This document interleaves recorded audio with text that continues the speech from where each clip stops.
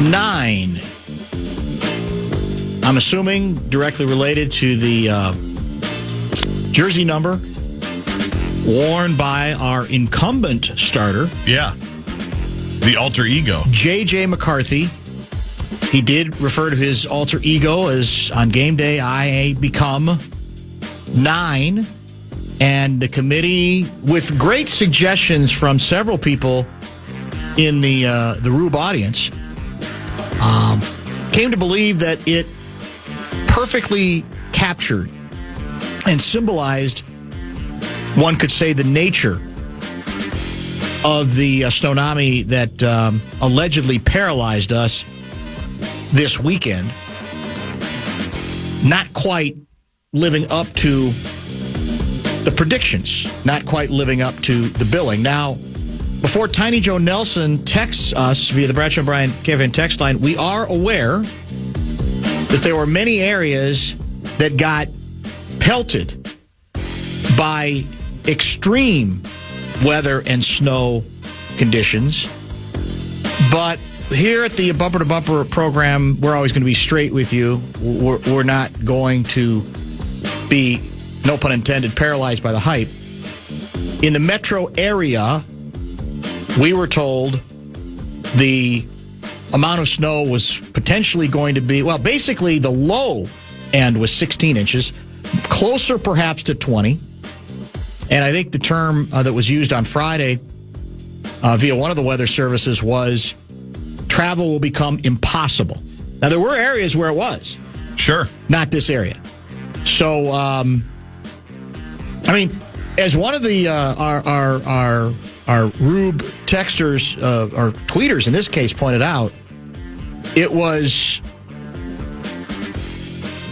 failed to perform to expectation to such a degree that the Vikings in this case have been forced to look elsewhere for another quarterback, and we, sadly, are looking for another tsunami that might come in and do better. Now, I think we all hope it doesn't come this winter. Yeah, we'd rather wait until next winter rather than challenging the weather gods. Well, I mean, come on. You're going to bring it next time instead of what you did? Can we call that one Kyler Flurry? Maybe we could. That's very possible. I think it ended up being basically 9 or 10 inches of snow officially. And that's, by the way, a very healthy snowfall. But the research I did indicated that this is the 375th largest snowfall for a single period of time in the history of the Twin Cities market. So interesting. That would seem little short of what was hyped on the front end. And don't bother telling me this wasn't hyped that way. Don't bother telling me it's wind. It just blows all over the place, because that's not the way it was presented. And so to play that game after the fact of, well, look at Apple Valley. 26 inches of snow there. Someplace it was over 20 inches of snow. Do you think Apple Valley just gets like blowing snow from Buck Hill? Maybe that's what it is. And that adds to the total? That's the only explanation. The artificial snow from Buck Hill? Yes, that's what I'm saying. Blown over? Yeah. That's what I'm wondering. Right. Because they're always in the crosshairs of this thing. Yes. It has to be that. Buck Hill must just be spilling over. That must be it as well. And I think we've considered... This isn't the first time we've considered Tsunami 9. It just sort of writes itself. It is a reminder of, oh my goodness, what we were dealing with last year with JJ, the alter ego, the other personality. But it fits so perfectly, I think, with what took place this weekend. Great job once again by Ryan Donaldson, once again, who's done a great job of becoming kind of the Tsunami voice. Oh, yeah. In the last... He's the voice of the Tsunamis. I'd say the last several years, correct? Yes, he's tremendous at it. He is extremely good at it, and we appreciate his input. Meantime, it's the Bumper to Bumper seal of approval. It has to go out. Yesterday it went out to our guy Gaardsy. Today it goes out to one of our favorite basketball coaches, Fran's Red Face. Remember him? Do you remember Fran McCaffrey? Well, last time we knew, he was coaching and screaming, getting a red face in the sidelines in Iowa City, Iowa, right? Yep. Coaching the Hawkeyes. Well, he's no longer with the Hawkeyes, which I think a lot of people know.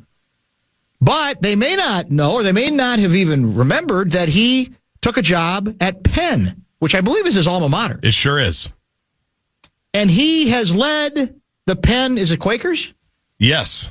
Back to the NCAA tournament. They are in the big dance on the men's side. This is the 5th different program that he has taken to the big dance. That's the 2nd most all-time. Started at Lehigh, 1988. UNC Greensboro, 2001. Siena, 3 times, 08, 9, 10. And then Iowa, 1, 2, 3, 4, 5, 6, 7 times to the big dance. Although, unfortunately for him, most recently was 2023. And now Penn, 2026. Now, based on what you've heard, is Fran's face as red at Penn as it tended to be at Iowa? Is it the new Fran McCaffrey? Is he humbled a bit? I would think probably he's not humbled at all if he's back in the dance. Right. And further proof that the guy can coach. Right. So what do we know about, are there any Fran's red-face controversies this time around? I haven't. Here's the thing. I don't think there have been any because we would have heard about them, even though he's in relative anonymity now to us in the Ivy League, not a high-profile league, right? Not in the national conscious very often. Correct. But he's such a polarizing figure that, you remember when he stared down the ref in the timeout? So good. He just walked right over him and just stared at him. I don't think... Didn't say a word, just kept looking at him. Yeah, I don't know if that... God, that's so good. Would have surfaced if he did that so at the much. Palestra. Yeah. A lot of stuff has resurfaced about him, and it was a year ago, basically, that he took that job. And it's a good story, obviously. And he talked about his dad was a security guard at the Palestra. So he grew up, he's a Philly guy, so he grew up going to the games, watching the team, watching all the, what do they call it? Not the group of 5, but the Philly 5, whatever they call it there. There's those 5 schools. I know what you mean, yes. Villanova's one of them. Obviously, Penn's there. And it's pretty cool. It's pretty cool as kind of a retirement gig that he can go there and bring his alma mater in year 1 back to the tourney. That's pretty special stuff. Local angle, his wife went to Cretin-Durham Hall. If anybody didn't know. You probably told me that before, but I didn't realize. Local angle. He's kind of one of us. The Big 5, I think, is what they call it, don't they, in Philly? I think that's it. Big 5. Big 5 is what they go with. Yeah, I couldn't remember either. So good for him. By the way, I do want to talk. I might try to add Bozich tomorrow to help us figure out the big dance now that the field is set. Maybe I'll try to include him on tomorrow's broadcast. When we come back, I do want to get into the women's side. It is now, it was official, I guess, as of Saturday that we were going to get to be a host city, Minneapolis, the Barn in particular, for the first 2 rounds of the NCAA tournament, or at least a piece of it. And obviously, being a host school, our team gets to play there as well. So we'll get to that announcement. We'll get to the pairings, and we'll get to whether Wisconsin-Green Bay, which I believe is our opponent in the first round, correct, is one of those sneaky teams you better not sleep on. We'll get a scouting report from Gaardsy on all of those items. Don't forget, before we're done, Kyle Potter, Thrifty Traveler Guy, will join at 5:30. Ode to a Dead Guy, and so much more.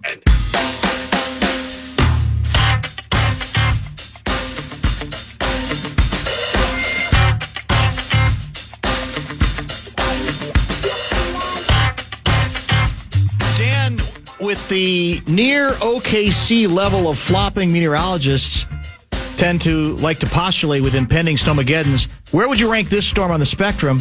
Like SGA being hit from some part of body contorting alien laser beam in a mini fall away, or maybe an elbow flail to the groin or head of a screener, or straight up ethical weather forecasts only, please. I had to do some editing there because I think this might have been a dictated text.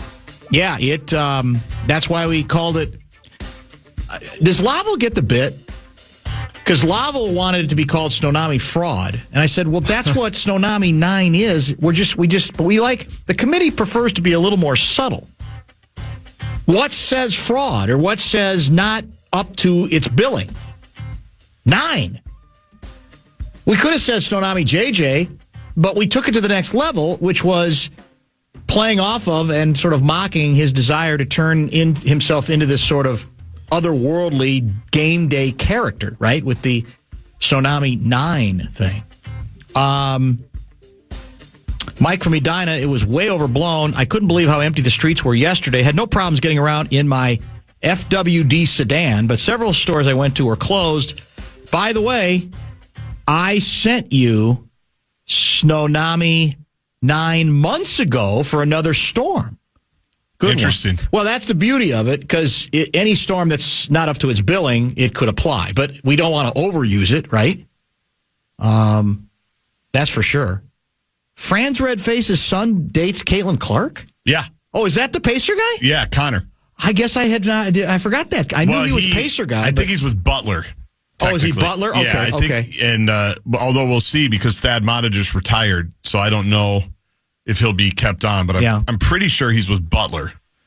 Is it possible Apple Valley is pumping up their snow totals much like the Memphis Grizzlies pumping Jaren Jackson Jr.'s block numbers at home games? I guess you can't. Wow. Maybe that's become the bit there. How will we get noticed on any of these storms? How do we distinguish ourselves from every other nameless suburb? We just add 3 or 4 inches to whatever the real total is. Interesting. Hadn't thought of that. That's interesting. That's actually smart. Good marketing, yeah. Because no one's going to, it's not even going to go, well, we've done a congressional investigation. Right. And you've inflated your numbers by 5 or 6 inches of snow. And we know none of the meteorologists are actually going to go down there. No. They're going to be in there. They want it to be. Downtown, University Avenue. That's or correct. Suburban television station. They're not going to go West Metro suburban television station. They're not going south of the river. All right, so we have 4 teams in the big dance on the women's side coming here. Is that correct? Yes. Well, obviously, University of Minnesota will be here, is already here. Yep. But 3 other teams with us. So explain this to me, because I thought, like, first round on the men's side, it tends to be 8 teams usually. No, am I wrong on the first round? It's usually 2 little quadrants in one city. Maybe that's what it is. So we only have one. There's no host city. There's no on-campus host cities for the men. They're all over the country. So this is one quadrant, right? We have 4, not 8. 4 teams. 4 teams, not 8. Okay. Yes, exactly. So we play this. Is it the second game of the 2? 5:00 Friday, Green Bay, the Phoenix. Now, a lot of people have said the obvious. Well, why don't you put the local team in at night? But I assume it's all TV generated about when you play what, correct? Absolutely. So the first game of the quadrant is Ole Miss and Gonzaga at 2:30 on Friday. Okay. And then the Gophers, Green Bay. 30 minutes after. Yeah, follow them at 5. Okay. And then they'll play on Sunday if they win. TBD on time. ESPNU for TV and KFAN Plus per usual for the radio, Lynette and me. So what do we need to know about? I assume they're ecstatic. I mean, they thought they were going to be able to host, but it was a little bit iffy because they were eliminated in their first Big Ten tournament game. Massive. So do we know? And so the theory is, it has been advanced to me, is the decision to make that announcement on hosting the day before was to give various markets like this one more time to sell tickets. I kind of get it, but I thought it lost a little of its luster, where it would have been more dramatic if you could have had the announcement when the entire pairings were revealed last night, starting at 7:00 Central. That's interesting. I hadn't heard that. I guess that makes sense as a theory to do it. Yeah, I don't even know if it's confirmed. A day before. Yes. I'm trying to think. I guess it would have been. Have they ever done that before? I thought, because I was stunned when it started leaking, and I'm going, wait a minute, is this a media report? No. And this was confirmed, obviously. Yeah, this was the first time where they did like a selection reveal. Right. At like 2:00, I think it was, on Saturday. I was at the barn.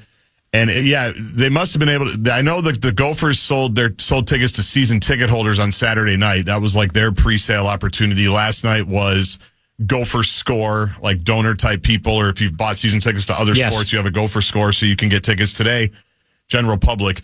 Yeah, it's a massive deal. They haven't hosted NCAA tournament games in over 20 years.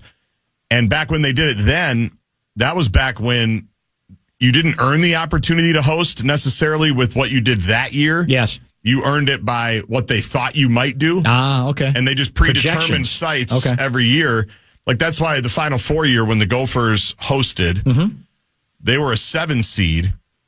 because Whalen got hurt the last. Oh, that's right. But it was predetermined. Yeah. Right. So poor Kansas State, the number 2 seed, had to come here into the House of Pain in one of the great environments I've ever seen to a now That's healthy right. Lindsey Whalen.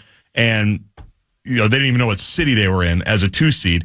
So this is the first time they've actually earned it, where it's like what you do on the court, you get into the top 16. It's massive. It was a huge, huge accomplishment. And it was a tense week, I'm sure, because as you and I talked about last week, I was always like 60-40 that they were going to get it, but not beating Ohio State in the Big Ten tournament would have slam dunked it. There would have been no tension, in my opinion. So when you lost that game, the door was opened a little to somebody else jumping in or a couple of teams jumping in, and when all was said and done, they got to host. So Friday at 5, and the tickets are flying. Good. Like That's lower good. level Well, looks like it's already sold out. Are not horrible, right? $26 for Friday. Yeah, that's not bad at all. 45, I think, for all the sessions, including Sunday. And what do we know about Wisconsin Green Bay? They're 13, obviously. Yeah. We've played them before. We played them in the WNIT a couple of years ago. I had to go over there to Green Bay. They're always good. They've won a bunch of. They've been in this tournament a million times. Yeah. Interesting season in that they lost to Wisconsin, who's not great. They beat Kansas State, who's decent. Mm-hmm. They hung with Washington, who beat the Gophers, and I think Ole Miss is the other team who they played. I'm trying to remember. Well, so they've been. They're plucky. Formidable enough that it's not going to be a difficult sell for the head coach to say, pay attention. Absolutely. Yeah. And they, as you would expect, they have a bunch of kids that know the Gopher kids because there's some Minnesotans on the team that played with some of the Gophers. Grace Grahalski and some of the Wisconsin kids know their Wisconsin kids. Yeah. So there's a lot of familiarity that way. And then who are the other two teams you said? Is Gonzaga? Gonzaga and Mississippi. Who's favored there? Ole Miss. They're the 5. So if it goes to form, we would then play to advance to the next round. We would play Ole Miss on Sunday, correct? At a time yet to be determined. A time yet to be determined for the right to go play UCLA in the Sweet 16 in Sacramento. Oh, that's right. Oof. Bruins are pretty good. I think they're going to win the national championship. They might really well. But there's 2 games to get there before that. Just enjoy. Yeah, play this out and take.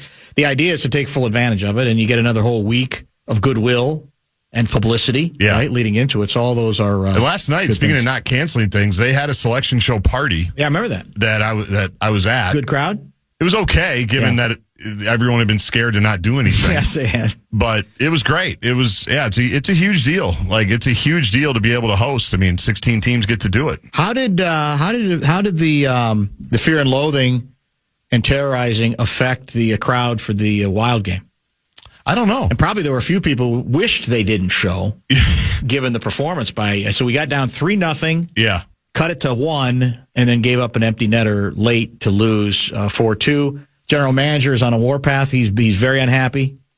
Head coach, he was crankier, I think, really the last game. Yeah. He'd kind of done the shot across the bow last game. He wasn't too bothered about last night. Last night he didn't seem like he was. I think that's the old, all right, well, I can't go scorched earth every day, so he let Guerin go scorched earth, I guess, this time. And we know we're not going to catch the Lanch. We're losing any sort of hope of catching the Stars, whether we want to or not, right? I think the Stars are 5, 6, 7 points ahead of us, and I think they have the proverbial 2 games in hand. Mm-hmm. I know ticket prices were a little depressed last night. Our 5:30 guest, Kyle Potter, actually tweeted about that. Is that right? Okay. Because it's the snow, it's the Sunday night, we're not going to deal with it. We're going to sell our tickets, so they were down a little bit. Well, one of the things we have to talk to Kyle Potter about at 5:30 is there was. Did you see I think he tweeted something about the fact that Saturday night, the last flight to get in was the Toronto team flight. Yes, and there was the expected muttering like, "Why do they get special treatment? Oh, why should it be them?" And now you look back on it and say, well, maybe would have the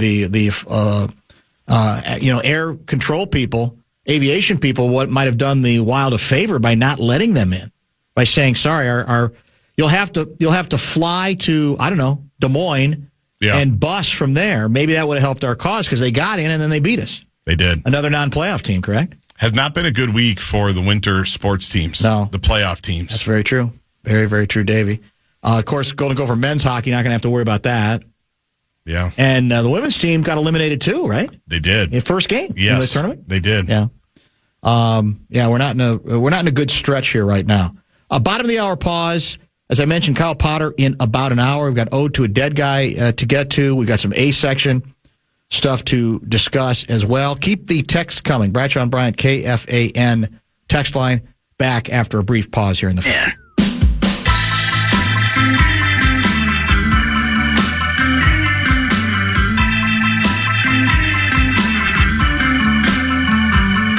Who is in studio? Never Johnny Athletic. Rudy's ball handling skills are pathetic. Max Fuller's afro is majestic. Wolves in 5. That would presume we're going to survive the play-in. We're headed for the play-in. You know that, right? Wolves are going to try to make it all the way to the NBA Finals from the play-in. We believe in creating challenges for ourselves and then paying off on them. Yeah, we do. We were a 6th seed a year ago, correct? We were. Yeah. Made it to the Final Four. Do the odds makers have UConn the favorite? You picked UCLA to win it. I assume the odds makers had UConn. I haven't looked, but I assume that. Is this the greatest UConn team ever? No. They're good. They're obviously But isn't there a margin for victory like greater than it's ever been, even by their standards? Yeah. Part of that is the conference that they play in. Oh, okay. The Big East is not very good. Yeah. But I don't hold that against them. They're going to be in the Final Four. I'd be stunned if they lost to anybody but UCLA. I just think UCLA, I feel like, has been building for it. Might be my Big Ten bias, the legendary Big Ten program, UCLA, that I've just grown up watching as a Big Ten rival. Might be my Big Ten bias, but just knowing what they have, who they have, kind of how they've built this thing, I hope they get to play because I think it's going to be a great game. Dan, my wife and I contemplated driving home from lovely Menominee, Wisconsin to Fargo. Near the Dells. The news reports... Which one? Menominee or Menominee. Yeah. Yeah. The news reports showed multiple cars in the ditch, commenting it's near impossible to drive. We went with our gut, made the trek. We went 55 miles per hour the whole way through the Minneapolis area and finally reached speeds of 70 plus just west of Monticello. Call us the problem, but I agree the reports were as fake as the Joe Burrow rumors. They weren't fake. They were just not what was advertised for the metropolitan area, which we've talked about before. That's the beauty of the way the wind blows all over the place. It's probably going to land somewhere. It's just that they spoke with great certainty that it was going to land right in our laps. And even, Sunday morning, the drive I took, it was slow. Yeah. And by the way, the idea that, well, you have to have like a 86,000 pound 4x4, I don't even think that's necessarily true. It helps, obviously. My issue isn't that anybody was required to prove their toughness by getting out in this. You're not, especially if you prefer not to.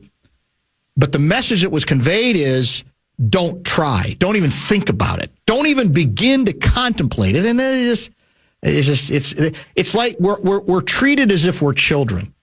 And that part of it just does not make a lot of sense to me. Do we want to do Ode to a Dead Guy first or Ode to a Dead Bar? I think we got to get to the bar. All right, let's do the bar first. We don't really have, once upon a time, maybe this could be the added sideline for Ryan Donaldson. Because we used to have Big Voice Guy add to the Ode to a Dead Guy with Ode to a Dead blank, whatever it might be. That's right, we did. And maybe he wants to do in the future that sort of thing, because I know he's got nothing else to do. Because in this case, if we had the music, it would be Ode to a Dead Bar. And this story is from a week ago. Right. That you brought to my attention. And because I had missed it, apparently it's the end of the run for the Mall of America Hooters. Is that correct? That's our information. And is it already closed, or was it just an announcement and it's about to be closed? Their last day of operation is 6 days from now, March 22nd. Oh, yeah, today's the 16th. Okay, March 22nd. 33 years. 33 years, Hooters at the Mall o' Hysteria. An original tenant. That is what I think the biggest story is. Yes. Because we know Hooters have been closing all over the country, right? We used to have the Hooters in Block E. Yeah, that's true. A lot of the kind of fast casual restaurants have been downsizing their operations. But to me, it's almost the end. It's the end of multiple eras. The restaurant craze, number one. Right. But number two, just its staying power of it's one of the original Mall of America. It was. Restaurants. And you loved the wings. I'm not a big wing guy. Oh. The burger was underrated. Okay. I liked the burger. Hooters burger. The Hooters burger, yeah. What's interesting about it, as I said, there's a time where in the last 10, 12 years, maybe 20, where you go, well, you don't want to talk too much about Hooters, what it conveys, what it represents, the controversy, et cetera, et cetera. But I'm presuming that now that we've had this sort of pushback on anybody casting aspersions on, is it Cornette? Is that the Spurs player?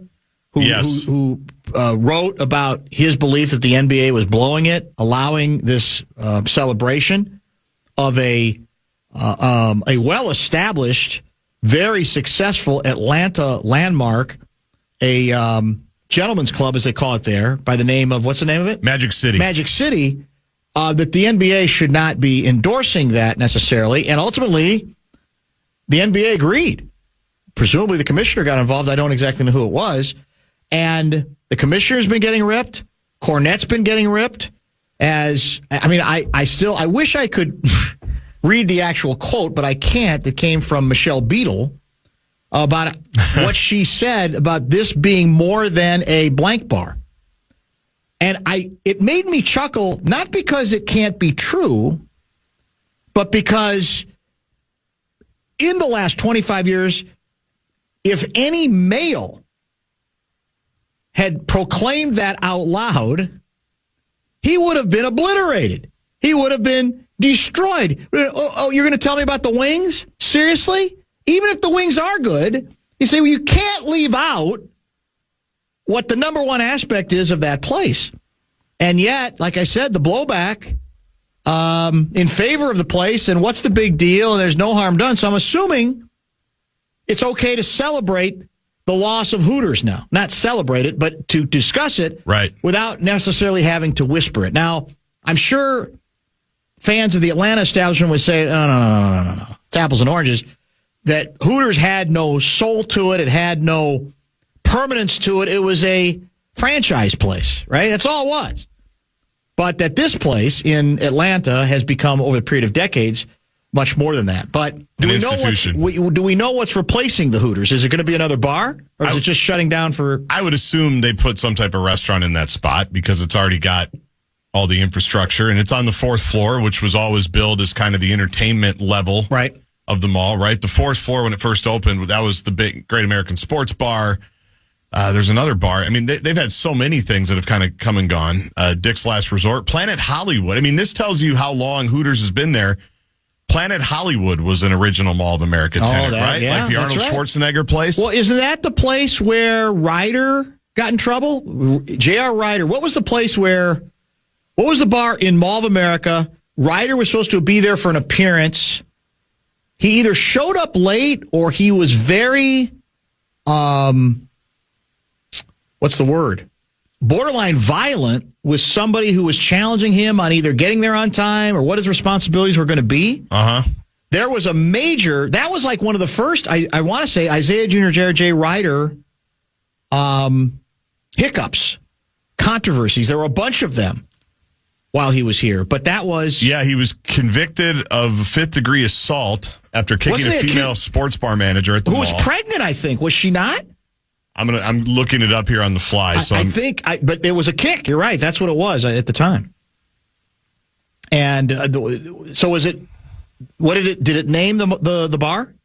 You're looking now. I'm looking now. Yeah. For some reason, I want to say that was Planet Hollywood. That was the place where that took place. Wasn't that also? Didn't Common? Where was the bar? The sports bar? That was the Great American Sports Bar. That's right. Yep. And was that? Where he did Fan Line. Was that at the mall? Yes. It was basically right across the hall from Hooters. That's the sound we've lost, right? The sound where he's trying to talk and some drunken idiot just comes up to him and starts screaming, and he gets so frustrated he doesn't really know what to do. Doesn't he just sort of like sign off or just he may have say, we got to go to break here? This is out of control? He may have, yeah. I don't think we have that sound. No. Unfortunately, because that was a good one. No, that would have been from the late 90s, mid to late 90s. Jody writes, did you ever ode to a dead bar KFAN the restaurant? Many times. We've definitely owed. Well, there was like 2 years where we couldn't even mention KFAN the restaurant. True. All the legalities. Who knows? And we never got the full story on that. Well, if you recall, there was a lot of rampant speculation once upon a time that we were investigating one of the previous big shots here. Yes. Oh, yeah. Investigating the idea of trying to bring it back right next door to where we are, right in the West End. I know. I think we could have done it then. I think you're right. I don't know what got in the way. Was it too expensive? Probably. Probably was. Yeah, we couldn't get the right deal. At this point, that's for sure. Fat Tuesdays, was that at Mall of America? Could have been. Yeah. How about Mickey Gillies? I don't remember that one. Mickey Gillies. I don't either. They've had a ton of places there. That's what was impressive about the Hooters run. Yeah. It was stunning that it was still there. Despite all the criticism. Yeah. Despite all the savagery. Despite all the, I got to apologize for even thinking about going there. It was, I don't know, I can't say I know if it was thriving, but it was staying afloat. It was open. I hope they have on one of the walls that you can see from Nickelodeon Universe, they have up on the fourth floor, like the Hooters logo or the Hooters name. Yeah. To indicate that it's up there. I hope they keep that up. Like they do with the Killebrew seat. Yes. I hope they keep that up. I think forever. they should. There's no reason. It's historic. There's no reason to take it down. It happened. You can't pretend it didn't. It existed. Did you ever eat there? I'm guessing I did, but I don't have. First of all, I didn't particularly like their wings. I don't think, but my guess is I ended up there once or twice. I wouldn't call myself like a frequent customer where I had one of those cards that gave me perks and stuff. Right, you didn't go there on your birthday? No, I don't think I did. Is this true or is this a bit? Twin Peaks is the new boob casual dining spot. That's correct. Is that correct? Yes, that's correct. And where's that? Is that in the mall? Mall of America? I think there's a Twin Peaks. There was a time where it was it Burnsville? I think where there used to be a Hooters. Okay. I remember doing an appearance at Hooters at that Burnsville one, like 50 years Seriously? ago. Yeah. Chad Kaz and I went down there. Twin Peaks? No, but I think that's what Twin Peaks took over. I see. There's also a Twin Peaks I know in Frisco, Texas, I think, because... How would you know that? Because all the Bison fans, that's where they would go. That's where the FCS National Championship game was. Frisco, so they knew the waitresses and wait staff and manager on a first-name basis. So what were the other... That would be interesting to research. The other original fourth-floor restaurants at the Mall of Hysteria. Yeah. When it first opened. It'd be great. So Hooters was an original. Yes. We think. I know Planet Hollywood was. Planet Hollywood, I think you're exactly right. Great American Sports Bar. I don't think Rainforest was. Was it? No, and that's not... Rainforest moved, I think, It did, too, actually, you're right. Because they're on the first floor now. They're lower. You're exactly right about that. It is funny how things change. Well, actually, it's not... Things don't change all that much because you may not believe this or not, but the last time I went to Hooters was last August with my children and my nieces and nephews because they wanted to go to Hooters because of the movie Big Daddy with Adam Sandler. So there's two poor parenting tricks. Number one, that they're not old enough to watch Big Daddy, and they've already seen it multiple times, enough to be intrigued to go to Hooters when we're at Mall of America. Right. So last August, and we got a great picture, and it was a bunch of their birthdays. So they did the birthday deal at Hooters. It was tremendous. And Rosen gets a lot of heat for saying Hooters was a family restaurant. We weren't the only family in there. There were a lot of families in there that Saturday afternoon. Yeah. Rode some rides, went to Hooters. My brother-in-law and I had a great time. It was wonderful. Do we know why they're closing? They cite rising costs and competition. Okay. Is what Restaurants of America, the independently owned Hooters franchise, the company that owns it, they cite rising costs, inflation, increased competition. Was Knuckleheads Comedy Club, was that an original tenant? It may have been. And I used to go to that all the time. You were a big Knuckleheads guy? When I moved back after my first college, when I moved back here, worked here, had no friends because they were all in college, I would go there all the time because I love stand-up comedy. It was great.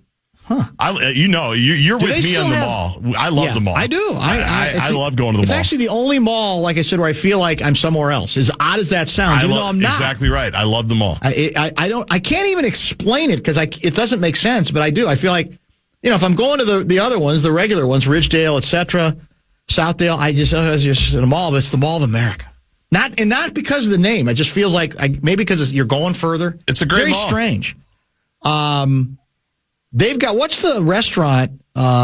Giovanni and I just ate there a few weeks ago for the first time in a while. Is it called Twin Cities Grill? Yeah, Twin City Grill. It's tremendous. On the first floor. And that feels, too, like, because it's an actual restaurant. You're out of the madness of it. For sure. They got really nice food. They do. Great. Very good comfort food as well, for sure. Do you know the story of the KFAN personality that I ran into at the Hooters at Mall of America after the Super Bowl? When the Super Bowl was last year? Yeah. Last year? Yeah. No. Because it's a ridiculous story that nobody believes. So I went to the Super Bowl, right. and the media bus dropped you off at the mall. You got it at the Mall of America because that's where all the hotels were kind of that way. That's where we had to park, and then you pick up the shuttle. Yeah. And so I went down. Well, at the time, I didn't have a media seat. I had just like a workroom pass. So I stood kind of up by the Jumbotron, which was awesome. It was great. But in standing there for 5 hours, my phone was dying.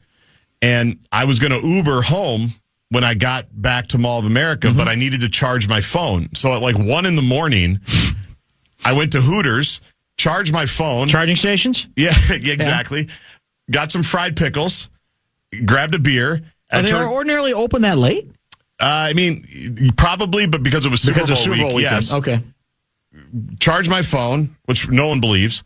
That's why I went there. Right. My wife included, by the way. Right. Get my fried pickles, get my beer, turn to my left. Who do I see? I'm going to say Paul Charchian. Halvey. Halvey.